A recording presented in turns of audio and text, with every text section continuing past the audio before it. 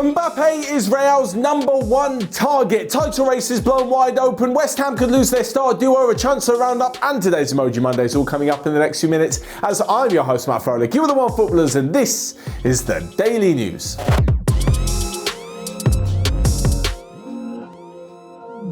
First up, and Real Madrid apparently have set their sights on Kylian Mbappe. There's been so much talk recently about whether they're going to go for him or for Erling Haaland, but it looks as though Mbappe could be leaving PSG, and that is why Real Madrid may make their move. Now, over the weekend, there have been rumours that Neymar has finally agreed a pre-contract deal with PSG to take him up to 2026, and they're hoping that Mbappe will do the same. However, recent comments looks like he may not be so interested in renewing his deal, which runs out in the summer of 2022. Speaking after France's win last week in the international break, he said that he gives absolutely everything, and to still hear some criticism when he plays for the top team in his country and for his national team, well, it doesn't feel so nice. So with that being said, and with just over a year left on his contract, you can see why maybe, just maybe, he wants to make the move to Real Madrid. In my eyes, there's no other move for him. If he leaves PSG, he goes to Real, and if he doesn't go to Real, he doesn't leave PSG. That is pretty much it. As for Neymar's sudden determination to turn around and stay on with the French club, well, it looks as though Barcelona can't afford to bring him back, so he's decided it's probably best for him to stay and get a brand new pay rise at PSG. And of course, that amount of money is probably the same that Kylian Mbappe would like to ask for as well, because, well, he deserves to be the top earner too. This puts PSG in quite a ridiculous financial situation, even for a club with as much money as they've got. To have two players on over 30 million euros per season, that's absolutely wild. Having said that, you're probably thinking that Real Madrid can't afford that either, but I'm sure somehow they will find a way. As I mentioned before, with Mbappe running into the last year of his contract, apparently PSG have set his price tag at between 100 to 150 million, and even though that is a lot less than you would have thought he's worth, or he could have gone for in a regular transfer market, are still an exceptional amount of money, and it's something that honestly Real Madrid are probably going to be willing to pay if they can come up with the finances. That's a completely separate conversation as to whether they have the money or they don't. But if they can, Kylian Mbappe could be there for the next 10 to 15 years at least and be well worth the investment. Moving on though, and talking about La Liga, the title race has been blown wide open thanks to Sevilla winning 1-0 against Atletico Madrid. Jan Oblak's heroics weren't enough for Atletico Madrid after he saved a penalty. Acuna managed to grab the winning goal in a 1-0 victory, and it now means that if Barcelona win tonight, they go 1 point behind Atletico. Things are heating up, and I actually made a title race prediction video a couple of weeks ago, which you can check out here. Anyway, along with this, Real Madrid won over the weekend, because of course they did, and of course Karim Benzema found the back of the net. But on top of all of this, and I know this is a very outside chance, but stranger things have happened in football. Sevilla are only 8 points behind Atletico. I'm not saying anything's going to happen, I'm just pointing out the facts. Can you imagine a late title charge from Sevilla? That would be absolutely insane. Anyway, talking of big title races in the Liga, there was a massive weekend for PSG as they lost at home to Lille. Now in France, when a team's doing pretty well, and this is no disrespect to the rest of the league, usually they'll put in some fantastic performances against the rest of the league, and when they come up against the big boys like PSG or Marseille or Lyon in recent seasons or Lille, it's often quite difficult. So for Lille to really hammer home their title challenge by winning away at their closest title rivals in PSG is a stunning victory. Canadian Jonathan David managed to grab the goal in a game which also saw Neymar and Jallo get into a fight, get sent off, and then apparently a bit of a scuffle in the tunnel, which turns out wasn't really a scuffle. It was just a load of security guards pushing each other, a whole load of nonsense, but Mauricio Pochettino's men find themselves 3 points behind Lille, who are now 4 points ahead of Monaco as well, with Lyon just a couple back on them too. Things certainly getting exciting for the so-called Farmers League, as everyone likes to call them.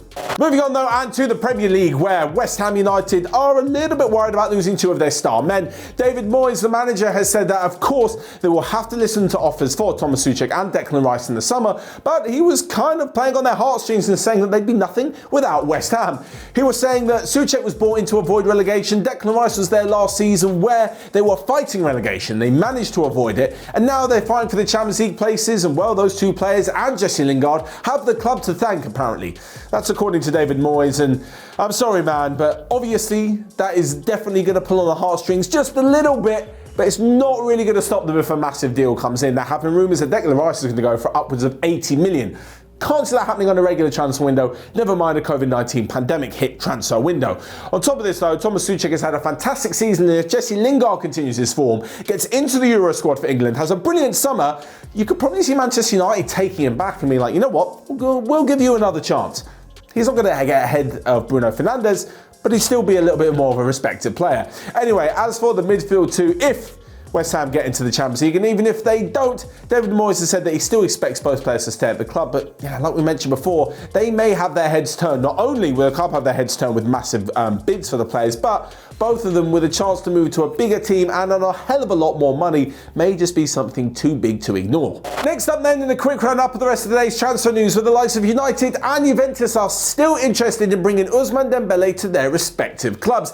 Everton's Yerry Mina is interested in moving to Serie A, with both Inter Milan and Fiorentina interested. At the weekend, Salzburg's Patson Daka, the heir to Erling Haaland's throne, managed to score an 8-minute hat-trick in a stunning performance, which has seen the likes of Liverpool, Arsenal and Everton only further interested in securing his services. And lastly but not least, I can't believe I'm saying this in 2021, but disgusting abuse of Callum Robinson, Davinson Sanchez and even Mukhtar Diakabi on the pitch and online. The racist abuse just has to stop. You're probably wondering why I'm bringing it up in this video. It's because we need to continue to talk about it to make sure it is completely and utterly eradicated. It's disgusting, it's abhorrent, and nobody wants to see it anywhere in football or in the wider society. Next up then, a quick round-up of your Friday feels, and 9C Kanish K guessed that Manchester City would beat Leicester this weekend whilst keeping a clean sheet. Farrell Amal correctly guessed that Sociedad would win 1-0 in the Copa del Rey final against arch rivals Athletic Bilbao, and Mamadou Kajabi guessed that Mason Mount will be on the score sheet against West Bromwich Albion, although that didn't exactly go to plan. A little bit more about that now in our Emoji Mondays. Of course, Emoji Mondays is where we at OneFootball throw a couple of emojis down over some of the weekend's hottest action. And first off, my player of the weekend goes to Trent Alexander-Arnold. He's come under a lot of criticism recently. He hasn't been picked for the England squad by Gareth Southgate, so what does he do when club football is back? Puts in a stunning performance, and Liverpool swept Arsenal aside 3-0, including some ridiculous crossing and assist. That cross for Jota's header was insane. That is what they call on the money, and a brilliant performance from the right back. Moving on then, the crazy moment of the weekend, mentioned it before, Neymar and Thiago Jallo. They're fighting, they're pushing, it's stupid from both of them on yellow cards, they get sent off, and then there's a bit of afters in the tunnel. It's just so unnecessary. It's something that you think if Neymar had eradicated this from his game, he'd be much better off for it, because he'd be on the pitch to help his team instead of losing 1-0 to a potential title challenger. Anyway, lastly but not least, the result of the weekend, of course, has to go to West Brom. 5-2 away at Chelsea at an unbeaten Thomas Tuchel. That is stunning. Callum Robinson has scored 5 goals against Chelsea this season, and I don't think he's scored any goals against any other Premier League team. I just don't know why he fancies playing against Chelsea. He just does some stunning finishing from a team in the relegation zone, and Big Sam has got one trick up his sleeve just yet. That's all from me then. Make sure you check out everything else we've got going on, and until next time, I will see you guys later.